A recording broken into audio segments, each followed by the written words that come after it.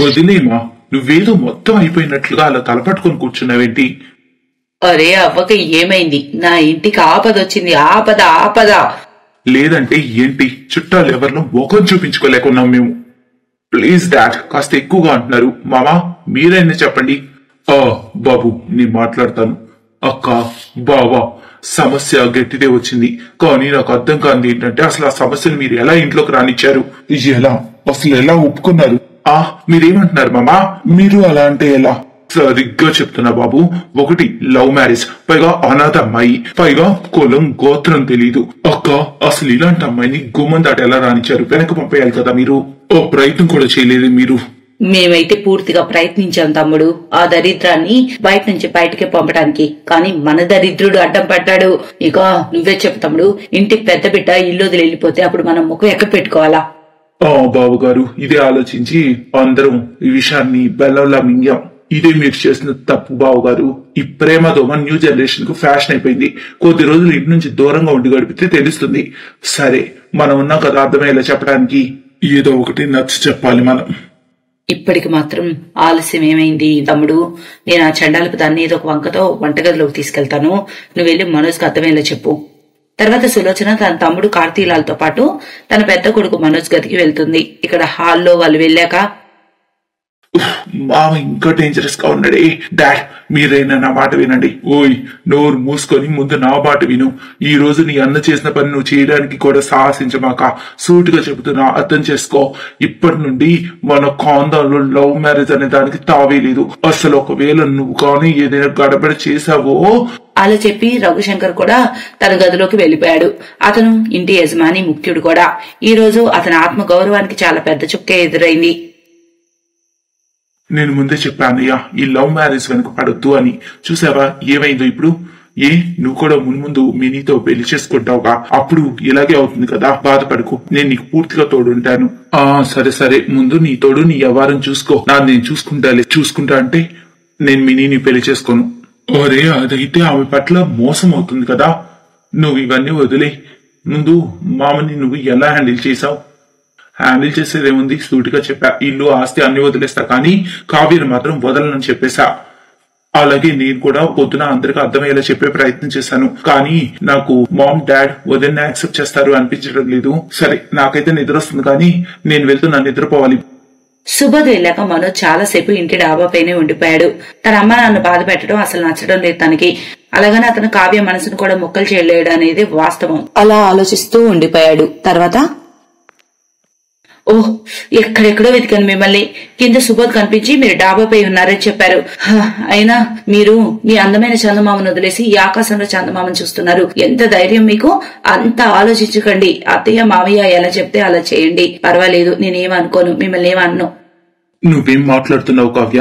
ఒకవేళ వదిలేయాలనుకుంటే నీ చేయి నేను అసలు పట్టుకోను కదా. ఇక మనం కలిసి అమ్మా నాన్నలను ఒప్పించాలి. నా తోడు ఉంటావు కదా చెప్పు.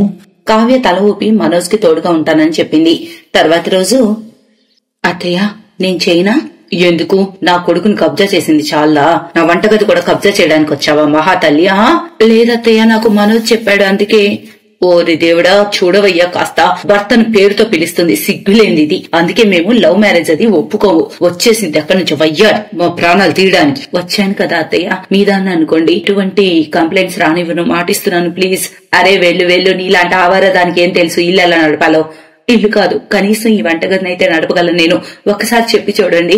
కోడలు కాదు, ఒక అతిథి అనుకుని నన్ను హెల్ప్ చేయనివ్వండి, నాకు అవకాశం ఇవ్వండి ప్లీజ్. సరే, అందరి కోసం టిఫిన్ చేయి, కానీ గుర్తుంచుకో, అతిథులు ఎక్కువ రోజులు ఉండరు ఇళ్లలో. నువ్వు అంతే, ఎక్కువ రోజులు ఉండవు. కావ్యతో ఆమె అత్తమామ నేరుగా మాట్లాడటం లేదు, ఏదో ఒక మాట అంటూనే ఉన్నారు దెప్పి పొడుపుగా. కానీ కావ్య వాళ్ళ మనసుల్లో చోటు కోసం ప్రయత్నం చేస్తూనే ఉంది. కొన్ని నెలల తర్వాత, ఓరే తమ్ముడు, వచ్చావా నువ్వు? నేను నీకోసమే ఎదురు చూస్తూ ఉన్నా. ఏమైంది వెళ్ళిన పని? ఏమైంది? అక్క, ఆ పని అయితే అయిపోయింది. ఇక త్వరగా నా పని పూర్తి చేయి. వేడి వేడి టీ, ఇంకా వేడి వేడి గోబీ పకోడీ ముందే సిద్ధం బాబాయ్ గారు. ఈమెను వంటింట్లోకి వెళ్ళనిచ్చావు నువ్వు? ఇలా ఎలా చేసావక్క? నువ్వు ఎలా చేస్తున్నావు? ఏం చేయను తమ్ముడు, వెంట పడుతూ ఉంటే. సులోచన తన మాట పూర్తి చేయకముందే కావ్య అక్కడి నుంచి వెళ్లిపోయింది. ఇక తను వెళ్ళగానే, తమ్ముడు ఈ పకోడీ టీ తర్వాత ముందు త్వరగా అమ్మాయి ఫోటో చూపించి రాకు. చూపిస్తాను, కాకుంటే ముందు నాకు ఇది చెప్పు. తనదేం ఆలోచించావు? ఇది ఇక్కడే ఉంటే ఎలా జరుగుతుందంతా? ఏం చెప్పాలి తమ్ముడు, నేను నీ బావ అయితే విసిగెత్తిపోయాం. అన్నీ చేసి చూసాం. రోజంతా వంటింటి కుందేల్ని చేసాం. నాన్న మాట్లాడినా కూడా అది అలా భీష్మించుకొని కూర్చొంది వదలకుండా. ఏం చేయాలి నేను? చెప్పు, అసలు ఏం చేయాలి? అయితే కాస్త వేరే ఆలోచించాలక్క. సులోచన ఆమె భర్త గొప్ప ఖాందాన్ వాళ్లే కాని వాళ్ళ ఆలోచనలు మాత్రం దిగజారిపోయాయి. ఏ విధంగా అయినా సరే కావ్యని కోడలుగా ఒప్పుకోకూడదు అనుకుని ఫిక్స్ అయిపోయారు వాళ్ళు. పైగా మనోజ్ రెండో పెళ్లి గురించి ఆలోచిస్తున్నారు. వాళ్ళ ఈ ఆలోచన కావ్యకు కూడా అర్థమైంది. లేదు, హద్దు దాటిపోయిందిగా, నేనిక వేరే ఆలోచించాలి, తప్పదు. ఆ తర్వాత రోజు, అమ్మా నాన్న, మీరు సరిగ్గా చెప్పారు. నేను కావ్యని పెళ్లి చేసుకుని చాలా పెద్ద తప్పు చేశాను. ఆఖరికి తెలిసొచ్చిందా మహారాజుకి మొత్తానికి. అబ్బా వదిలేయండి, మంచి జరుగుతున్నప్పుడు అడ్డంకులు పెట్టకండి మీరు. సరే బాబు, చెప్పు, నువ్వేమనుకుంటున్నావు? మా ఈ లవ్ మ్యారేజ్ వల్ల అన్ని ఇబ్బందులే. పొందేదేమో కానీ పోయింది చాలా ఉంది. నేనేం చేయాలి నాకు అర్థం అవడం లేదు. అంత కన్ఫ్యూజన్ లో ఉన్నాను మా. మున్ముందేం చేయాలో మాకు వదిలే బాబు. నువ్వు కేవలం ఆ చెత్తను బయటికి ఇసిరే మన ఇంటి నుండి, మిగతా అంతా మేము చూసుకుంటాం, సరేనా? సులోచన చెప్పాలనుకుంది చెప్పింది.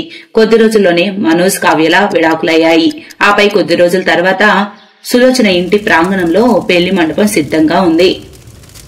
ఓరే తమ్ముడు, ఏం సంబంధం తెచ్చావు నువ్వు? వాళ్ళ డిమాండ్స్ అసలు తక్కువే ఏం లేదు. అరే కొప్పింటి కోడలు కావాలంటే కొన్ని భరించాలి కదా అక్క.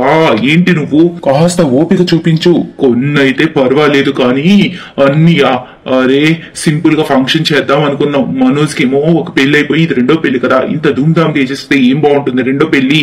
నేనేం చేయలేదు బావా, ఇదంతా మీ మనోజే చేసుకున్నాడు. ఇందులో నా చెయ్యేం లేదు చెప్తున్నా, నన్ను అపార్థం చేసుకోవద్దు. కార్తీక్ లాల్ మాటలు విని సులోచన, రఘుశంకర్ ఆశ్చర్యపోయారు. కాసేపటి తర్వాత, నువ్వేం చేస్తున్నావు ఇక్కడ? అంత త్వరగా మరిచారా? మీరే కదా నన్ను అతిథి అన్నారు, మరి పెళ్లికి పిలవలేదే? ఏం పర్వాలేదు, నేను వచ్చేసాగా, ఇట్స్ ఓకే అలా చెప్పి కావ్య నేరుగా ఇంటి లోపలికి వెళ్లిపోయింది. అది చూసి రఘుశంకర్, సులోచనకు చాలా కోపం వచ్చింది. కానీ వాళ్ళు చూసిన దాన్ని బట్టి కావ్య అక్కడ గొడవ చేయడానికి రాలేదని అర్థమైంది. పైగా ఆమె మంచి మనసుతో ఫంక్షన్ లో అన్ని పనులు చేస్తుంది. తర్వాత, ఏం ఆలోచిస్తున్నావు సులోచన? మనం తప్పు చేయడం లేదు కదా అని. అనాథ, బేదది, కానీ అమ్మాయి లక్షల్లో ఒకటి. చాలా మంచి లక్షణాలు గల పిల్ల. కానీ నువ్వు తన వల్ల ఇబ్బంది పడ్డావు కదా. తెలీదు, నేను తన వల్ల, తను నా వల్ల. సరే, ఎవరైనా ఇంకేం చేయగలం? సులోచన, రఘుశంకర్ కి తమ పనుల పట్ల పశ్చాత్తాపం మొదలైంది. మరొకటి ఏంటంటే వాళ్ళకి ఇప్పుడు కావ్య మంచితనం అర్థమైంది. కానీ వాళ్ళ కొడుకు వాళ్ళకి నచ్చిన అమ్మాయిని చేసుకోబోతున్నాడు ఇప్పుడు. కానీ సరిగ్గా ముహూర్తానికి ముందు, ఆగండి పంతులు గారు, ఇది తప్పు, ఈ పెళ్లి జరగకూడదు. ఏం మాట్లాడుతున్నారమ్మా? అయ్యా ఆమెకు నచ్చ చెప్పండి. ఏంటో ఏం అర్థం కావట్లా. ఆమె సరిగ్గా చెప్పింది. కావ్య విషయంలో ఇంత పెద్ద అన్యాయం చేయదలుచుకోలేదు. బాబు, లే అక్కడి నుంచి. కావ్యకు అన్యాయం చేయొద్దు, లే. అక్కో, మీ బుర్ర సరిగ్గా ఉందా? ఏం చేస్తున్నావు నువ్వు? అర్థమవుతుందా? ఇప్పుడే సరైంది తమ్ముడు. నిజం ఏంటంటే కావ్య మా ఇంటి కోడలు. ఆమె స్థానం ఇంకెవరు తీసుకోలేరు. మా ఇంటి పెద్ద కోడలి స్థానం తనదే. అలా అయితే ఆమె ప్లేస్ ఎవరు తీసుకోలేరు మా. మనోజ్, నువ్వు ఇక్కడ, మరి అక్కడ ఎవరు? సులోచన వెంటనే మండపంలో కూర్చున్న వరుడు ముసుగు పక్కకని చూసింది. అక్కడ అందరూ షాక్ అయ్యారు. అక్కడ వరుడుగా సుబోధ్ ఉన్నాడు. సుబోధ్, నువ్వా? డాడ్, నేను మినీ చాలా కాలంగా ప్రేమించుకుంటున్నాం. తనను పెళ్లి చేసుకోవాలనుకున్నాను, కానీ మీ ఇద్దరికి లవ్ మ్యారేజ్ ప్రాబ్లం అని, అందుకే ఇలా. లేదు బాబు, ఇప్పుడు మీరు ఏమైనా చేసుకోవచ్చు, మాకు ఏ సమస్య లేదు లవ్ మ్యారేజ్ పట్ల. పండిట్ గారు, మీరు సప్తపది జరిపించండి. అలాగే కావ్య, నువ్వు డ్రామా, నీ మరిది తోడికోడలు కొంగుముడి నువ్వే వేయాలి. నిజానికి కావ్య మనోజ్లు విడిపోలేదు, అదంతా ఒక నాటకం. సులోచన, రఘుశంకర్ కి లవ్ మ్యారేజ్ అయినా అరేంజ్ మ్యారేజ్ అయినా ఒక బంధంలో ఒకరినొకరు గౌరవించుకోవడం అనేది అన్నిటికంటే అవసరం అని తెలియచేసేందుకే వాళ్ళు అలా చేశారు.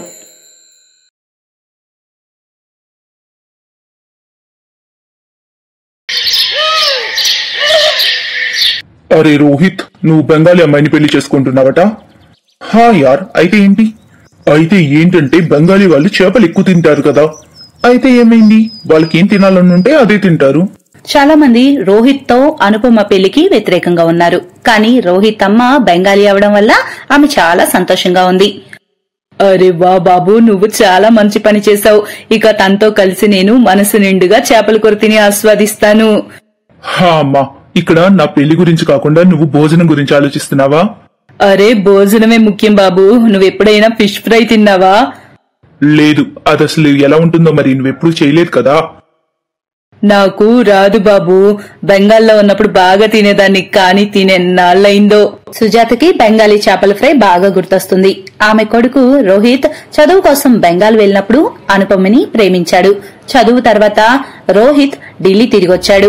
ఇక్కడ తనకు ఒక మంచి జాబ్ కూడా వచ్చింది. ఇక అనుపమ దూరాన్నైతే రోహిత్ భరించలేకపోయాడు. కాబట్టి త్వరగా పెళ్లి చేసుకోవాలని నిర్ణయించుకున్నాడు. అనుకున్నదే ఆలస్యం. ఇక ఆలస్యం చేయకుండా అనుపమని పెళ్లి చేసుకున్నాడు. తన్ని ఢిల్లీ తీసుకొచ్చాడు. సుజాత అయితే చాలా ఆనందించింది. నిన్ను చూస్తుంటే నా ఇల్లు గుర్తొస్తుంది. వంట చేయడం వచ్చు కదా నీకు?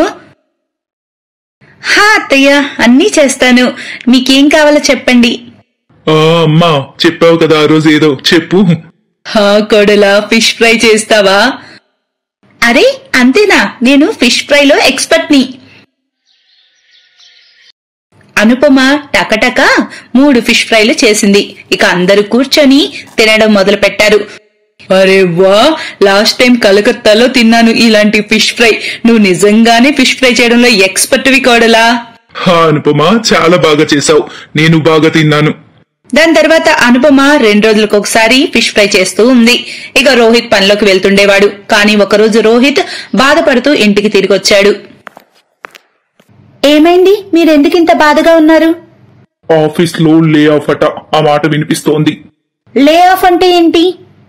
లే ఆఫ్ అంటే పనిలో నుంచి ఎవరినైనా తీసేస్తారు, బడ్జెట్ కట్ చేస్తారు. అరే అలా ఎలా పనిలోంచి తీసేస్తారు? అలా జరుగుతుంది అనుపమ, నీకు తెలియదులే. అవునా, సరే వేరే జాబ్ ఎతకండి. ఈ మార్కెట్ లో కొత్త జాబ్ ఎక్కడ దొరుకుతుంది? కంపెనీలన్నీ లే ఆఫ్ ప్రకటించాయి. ఇది విని సుజాత కూడా భయపడింది. బాబు, మీ నాన్న ఈ లోకంలో లేడు. సంపాదించేవాడివి నువ్వు ఒక్కడివి మాత్రమే ఈ ఇంట్లో. నీ జాబ్ పోతే మన సంగతి ఏంటి? డబ్బులు లేకుండా ఇల్లెలా గడుస్తుంది? అది ఆలోచిస్తుంటేనే నాకిక కంగారు పెరిగిపోతుంది. కంగారు పడుకమ్మా, ఇంకా జాబ్ పోలేదు, పోవచ్చు. నేను జాబ్ కాపాడుకునే పూర్తి ప్రయత్నం చేస్తాను. కానీ రోహిత్ ప్రయత్నాలేవీ ఫలించలేదు. తర్వాత రోజే తన్ను పనిలో నుంచి తీసేశారు. మధ్యాహ్నంకే తన ఇంటికొచ్చాడు. నా జాబ్ పోయింది. ఏదైతే భయపడ్డానో అదే జరిగింది. ఆ రోజు ఇంట్లో వంట చేయలేదు. అందరి ముఖాల్లో దిగులు, తిండిపై ధ్యాసే లేదు. 3-4 రోజులైతే గడిచాయి. రోహిత్ అన్ని కంపెనీల్లో ఇంటర్వ్యూ ఇచ్చాడు. కానీ తనకు జాబ్ అయితే రాలేదు. మనం నాశనమయ్యాం కోడలా. చాలా కష్టపడి రోహిత్ ను చదివించాను. ఆయన చనిపోయాక చాలా కష్టంగా ఇల్లు నడిపాను.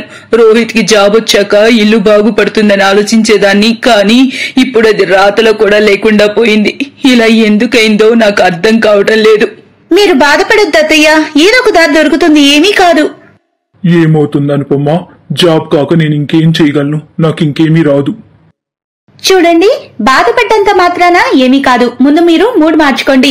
మూడ్ మారితే ఏదో ఒక ఉపాయం అదే వస్తుంది. నేను మీకోసం ఫిష్ ఫ్రై చేస్తాను. ఫిష్ ఫ్రై తింటే మూడ్ ఏకదం ఖుష్ ఉంటుంది. అనుపమ ఫిష్ ఫ్రైతో పాటు పసుపు రంగు అన్నం ఒకటి తయారు చేసింది. ఈ పసుపు రంగు అన్నం ఎలా చేశావు? దీని పేరేంటి?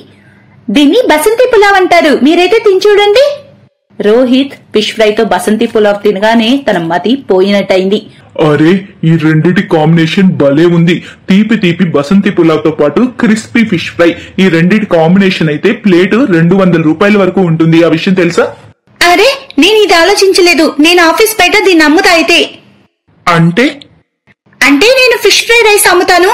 ఆఫీస్ బయట వాళ్ళు తినడానికి వస్తారు కదా. అవును, ఒకతను రాజ్మా చావల్ అమ్ముతూ ఉంటాడు అక్కడ. అతని ఆదాయం మా జీతం కన్నా ఎక్కువ. అరే నువ్వు ఇది అమ్మి చాలా డబ్బు సంపాదించవచ్చు అనుపమా. ఇన్ని రోజుల సేవింగ్స్ ని వాళ్ళు ఒక బండి కొనడానికి ఉపయోగించారు. తర్వాత రోజు అనుపమ ఆఫీస్ బయట బండి పెట్టింది. రండి రండి, ఫిష్ ఫ్రై రైస్ తీసుకోండి. ఆఫీస్ లో పనిచేసే వాళ్ళు తినడానికి బయటకు వచ్చేవారు. వాళ్ళు బండి దగ్గరకు రావడం మొదలు పెట్టారు. ఫిష్ ఫ్రై రైస్ ఏదో కొత్తగా ఉంది, ఒక ప్లేట్ ఇవ్వండి. అరే యార్, మస్తుంది రుచి. రాజ్మా చావల్, చోలే చావల్ తిని నేను విసిగిపోయాను. కొన్ని రోజులకే బండి దగ్గర జనం బీడు ఎక్కువైంది. అక్కడ దగ్గరలో చాలా ఆఫీసులు ఉన్నాయి. మెల్లగా ఒక్కొక్కరు ఫిష్ ఫ్రై రైస్ తినడానికి అక్కడికి రావడం మొదలు పెట్టారు. ఇక అనుపమ ఆదాయం 1,00,000 రూపాయలు దాటింది నెలకు. నువ్వు నా జీతం కన్నా ఎక్కువ సంపాదిస్తున్నావు అనుపమ. ఇక నేను కూడా నీకు సహాయం చేయడానికి వస్తాను. రోహిత్ కూడా జాబ్ ప్రయత్నాలు వదిలి ఫిష్ ఫ్రై రైస్ అమ్మడం స్టార్ట్ చేశాడు. మెల్లగా వాళ్ళ ఆదాయం చాలా ఎక్కువైంది. ఇక వాళ్ళు ఒక స్థలం తీసుకొని దానిలో ఒక ధాబా తెరిచారు. దాని పేరు పేదవారి ఫిష్ ఫ్రై రైస్ ధాబా అని పెట్టారు. ఆ ధాబాకి ఆఫీస్ లో పనిచేసే వాళ్లే కాదు, కారుల్లో బండుల్లో వెళ్లే వాళ్ళు కూడా ఆగి తినడానికి వస్తున్నారు. ఇక వారందరూ సంతోషంగా ఆదాయంతో జీవించడం మొదలుపెట్టారు. Thanks for watching.